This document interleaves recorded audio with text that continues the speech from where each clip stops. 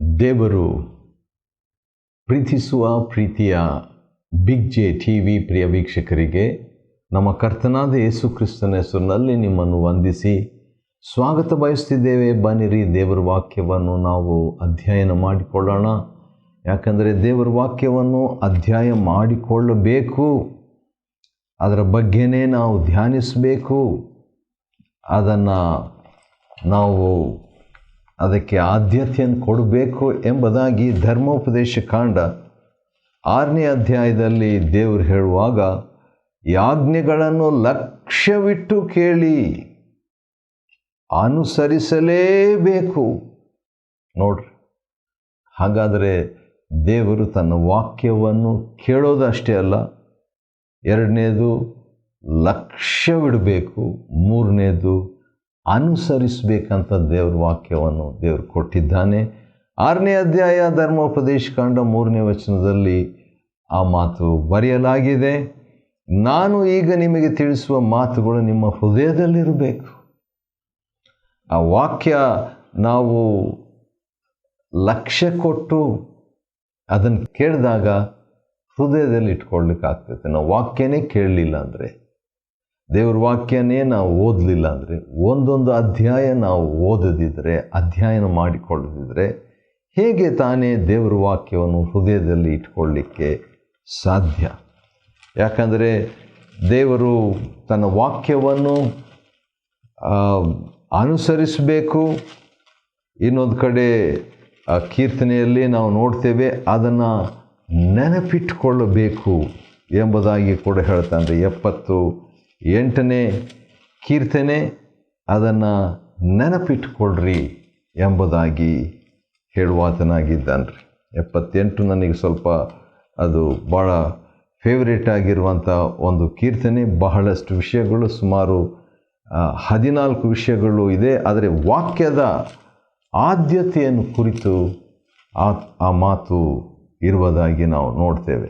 ಸರಿ, ಈಗ ಕೀರ್ತನೆ 107ನೇ ಅಧ್ಯಾಯವನ್ನು ನಾವು ನೋಡ್ಕೊಳ್ಳಿಕ್ಕಿದ್ದೇವೆ.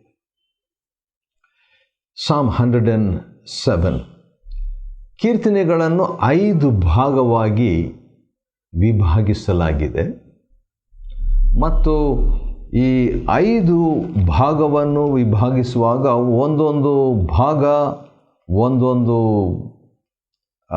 ಹಳೆ ಒಡಂಬಡಿಕೆ ಅಂದರೆ ಮೋಶೆಯ 5 ಪುಸ್ತಕಗಳಿಗೆ, ಅಂದರೆ ಪಂಚಗ್ರಂಥಗಳಿಗೆ ಇದು ಹೋಲಿಕೆಯಾಗಿದ್ದರೆ. ಉದಾಹರಣೆಗೆ, ಈಗ ಮೊದಲನೇ ಭಾಗ ಕೀರ್ತನೆ 1ರಿಂದ 41, ಅದು ಆದಿಕಾಂಡ ಪುಸ್ತಕಕ್ಕೆ ಹೋಲುವಂಥದ್ದು. ಯಾಕಂದರೆ ಮನುಷ್ಯನ ಬಗ್ಗೆ ಇದೆ.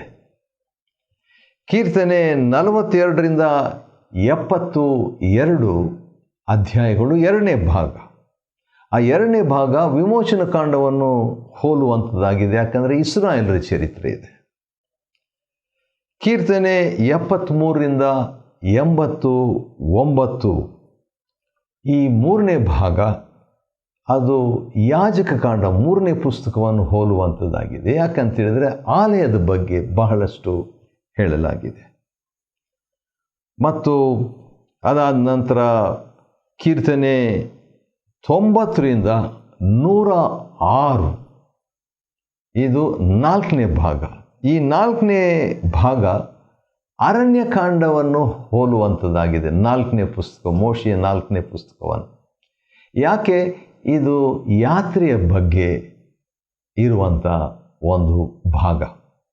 5ನೇ ಭಾಗ ಕೀರ್ತನೆ 107ನೇ ಅಧ್ಯಾಯದಿಂದ 150ನೇ ಅಧ್ಯಾಯದವರೆಗೆ ಇರುವಂಥ ಆ ಭಾಗ 5ನೇ ಭಾಗ.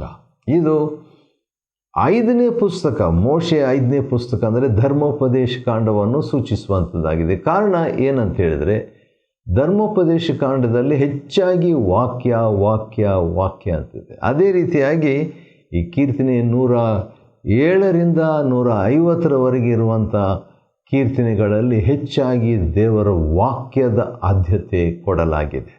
ಸರಿ, ಈಗ ಕೀರ್ತನೆ 107ನೇ ಅಧ್ಯಾಯದಲ್ಲಿ ನಾವು ನೋಡುವಾಗ ಅದರ ಪ್ರಾರಂಭ ಹೀಗಿದೆ: ಯೆಹೋವನಿಗೆ ಕೃತಜ್ಞತಾಸ್ತುತಿ ಮಾಡಿರಿ, ಆತನು ಒಳ್ಳೆಯವನು. ಆತನ ಕೃಪೆಯು ಶಾಶ್ವತವಾಗಿರುವುದು. ಯಾವ ರೀತಿಯ ಕೀರ್ತನೆ 106 ಪ್ರಾರಂಭವಾಯಿತು ಅದೇ ರೀತಿಯಾಗಿ ಇದು ಕೂಡ ಪ್ರಾರಂಭವಾಗ್ತದೆ.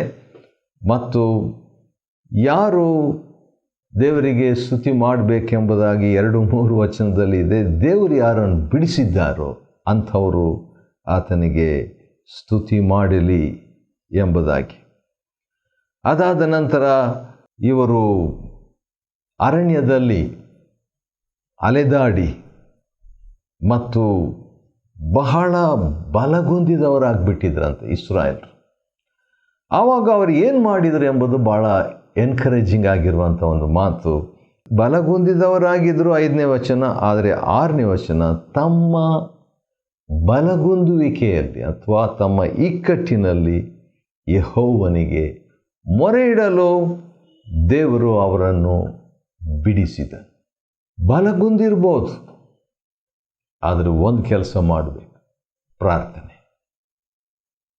ಹೀನ ಸ್ಥಿತಿ ಅಂತ ಹೇಳ್ಬಿಟ್ಟು ಕೀರ್ತನೆ 106ರಲ್ಲಿ ನಾವು ನೋಡಿದ್ದೀವಲ್ಲ, 43ನೇ ವಚನದಲ್ಲಿ ಹೀನ ಸ್ಥಿತಿಗೆ ಬಂದಿದ್ದರು, ಆದರೆ ಒಂದು ಕೆಲಸ ಮಾಡಿದರು, ಪ್ರಾರ್ಥನೆ. ಅದೇ ರೀತಿಯಾಗಿ ಇಲ್ಲಿ ಬಲಗುಂದಿದವರಾಗಿದ್ದಾಗ ಪ್ರಾರ್ಥನೆ ಮಾಡಿದರು. ಮಾಡಿದ್ದಷ್ಟೇ ಅಲ್ಲ, ಯೆಹೋವನ ಕೃಪೆಗೋಸ್ಕರವಾಗಿ ಅವರು ಯೆಹೋವನ ಕೃಪೆಗೋಸ್ಕರವೂ ಆತನು ಮಾನವರಿಗಾಗಿ ನಡೆಸಿದ ಅದ್ಭುತಗಳಿಗೋಸ್ಕರವೂ ಆತನನ್ನು ಕೊಂಡಾಡಿದರು. ಮತ್ತು ಕೊಂಡಾಡಿರಿ ಎಂಬುದಾಗಿ ಕೀರ್ತನೆಗಾರನು ಹೇಳ್ತಾನೆ. ಈ ಒಂದು ಪದ 8ನೇ ವಚನ, 15ನೇ ವಚನ, 21ನೇ ವಚನ ಮತ್ತು 31ನೇ ವಚನ. ಹಾಗಾದರೆ 1, 2, 3, 4 ಸಾರಿ ಈ ಕೀರ್ತನೆಯಲ್ಲಿ ಈ ವಚನವು ಪುನರಾವರ್ತಿಸಲ್ಪಟ್ಟಿದೆ. ಸೇಮ್ ಅದೇ ರೀತಿಯಾಗಿ ಕೃಪೆಗೋಸ್ಕರ, ಅದ್ಭುತಕ್ಕೋಸ್ಕರ ದೇವರನ್ನು ಕೊಂಡಾಡಬೇಕು. ಕೃಪೆಗೋಸ್ಕರ, ಆತನ ಅದ್ಭುತಕ್ಕೋಸ್ಕರ ದೇವರನ್ನು ಕೊಂಡಾಡಬೇಕು. ಕೃಪೆಗೋಸ್ಕರ ಅಂತ ಹೇಳಿದ್ರೆ ಯೇಸು ಕ್ರಿಸ್ತನನ್ನು ಸೂಚಿಸುವಂಥ ಮಾತು ಇಲ್ಲಿ ನಾವು ನೋಡ್ತೇವೆ. ಈ ಒಂದು ವಿಷಯ 4 ಬಾರಿ 8ನೇ ವಚನ, 15ನೇ ವಚನ, 21ನೇ ವಚನ ಮತ್ತು 31ನೇ ವಚನ ಪುನರಾವರ್ತಿಸಲ್ಪಟ್ಟಿದೆ. ನಾನು ಅದನ್ನು ಪುನರಾವರ್ತಿಸಿ ಹೇಳ್ತೇನೆ. ಹಾಗಾದರೆ ದೇವರ ಕೃಪೆ, ದೇವರ ಅದ್ಭುತ ಇವೆರಡೂ ಪ್ರಾಮುಖ್ಯ ಎಂಬುದಾಗಿ ಕೀರ್ತನೆಗಾರನು ಹೇಳ್ತಾನೆ. ಅದಕ್ಕಾಗಿ ದೇವರಿಗೆ ನಾವು ಕೊಂಡಾಡಬೇಕು, ಕೃಪೆಗಾಗಿ ಕೊಂಡಾಡಬೇಕು ದೇವರನ್ನು. ಆತನು ಮಾಡಿದ ಅದ್ಭುತಗಳಿಗಾಗಿ ವೈಯಕ್ತಿಕವಾಗಿ ಅದಕ್ಕಾಗಿ ದೇವರಿಗೆ ನಾವು ಕೊಂಡಾಡಬೇಕು ಎಂಬುದಾಗಿ.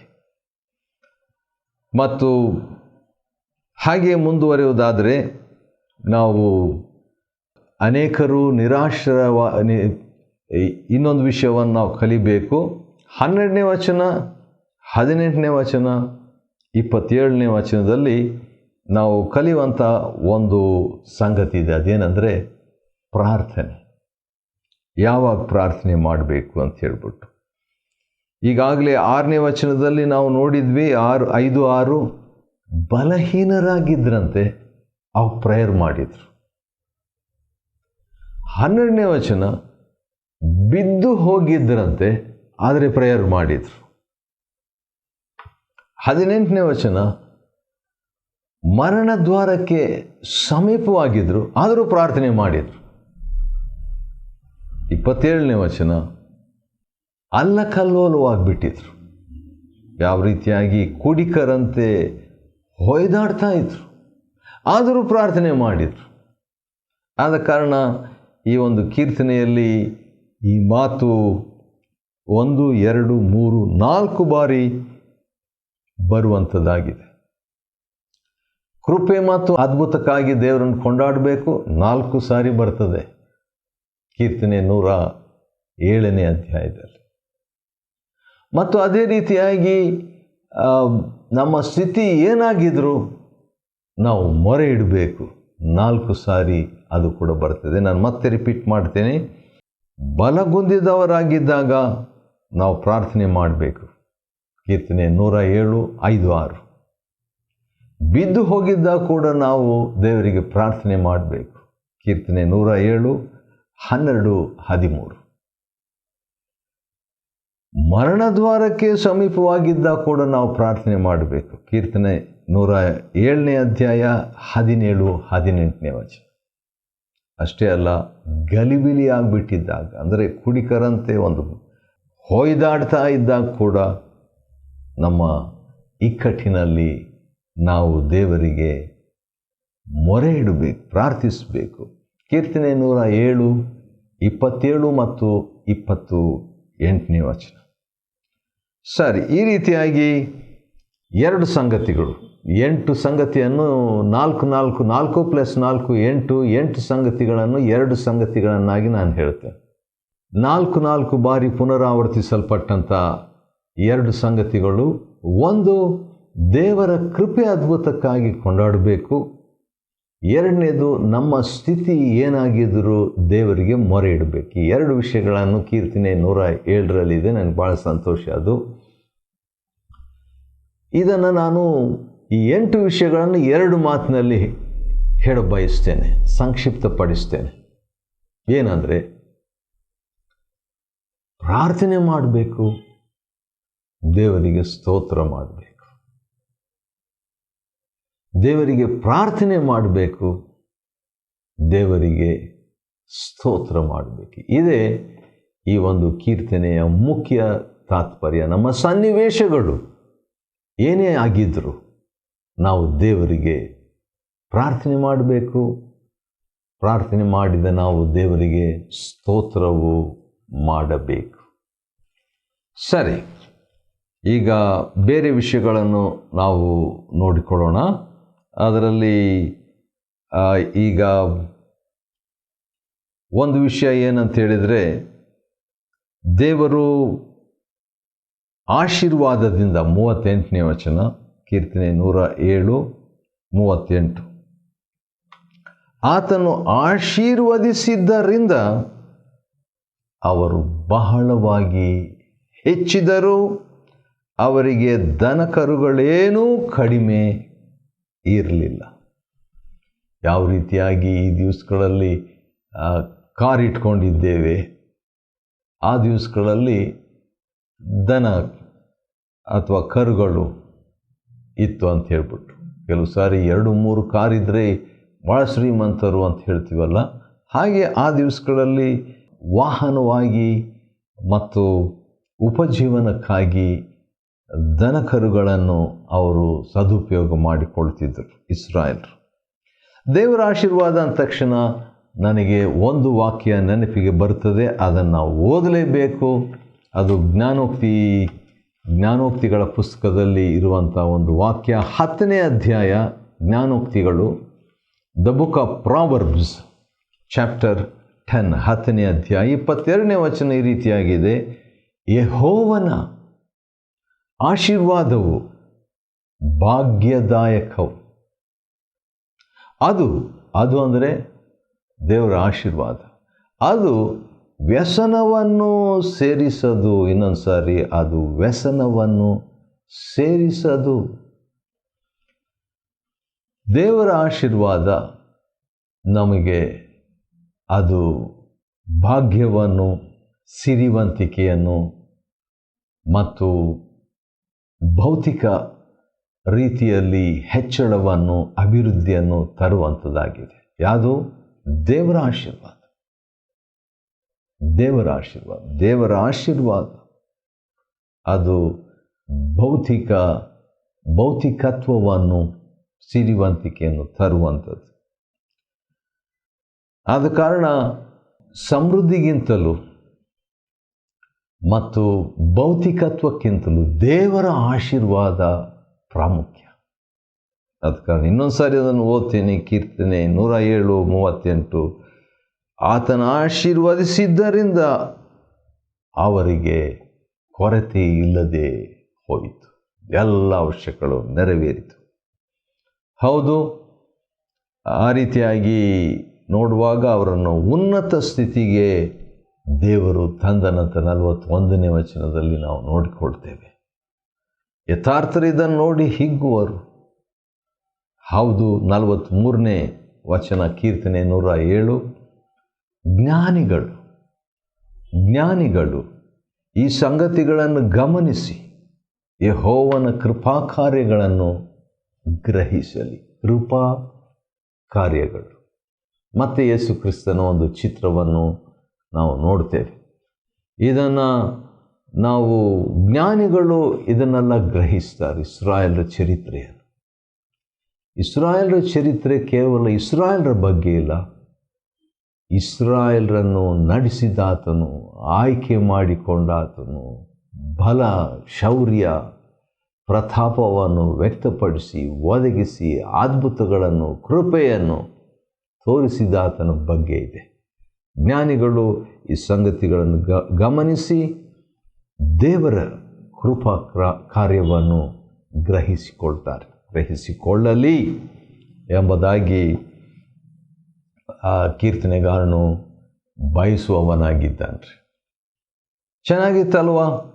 ದೇವರ ಕೃಪೆ, ದೇವರ ಅದ್ಭುತ, ದೇವರ ಆಶೀರ್ವಾದ, ಈ ಮೂರು ಸಂಗತಿಗಳು ಕೀರ್ತನೆ 107ರಲ್ಲಿ ಎದ್ದು ಕಾಣುವಂಥ ಸಂಗತಿಗಳಾಗಿವೆ. ದೇವರ ಕೃಪೆ, ದೇವರ ಅದ್ಭುತ, ದೇವರ ಆಶೀರ್ವಾದ. ನಾವು ಕೂಡ ನಮ್ಮ ಜೀವನದಲ್ಲಿ ಈ ಭೂಲೋಕದ ಯಾತ್ರೆಯನ್ನು ಸಾಗಬೇಕಾದ್ರೆ ದೇವರ ಕೃಪೆ,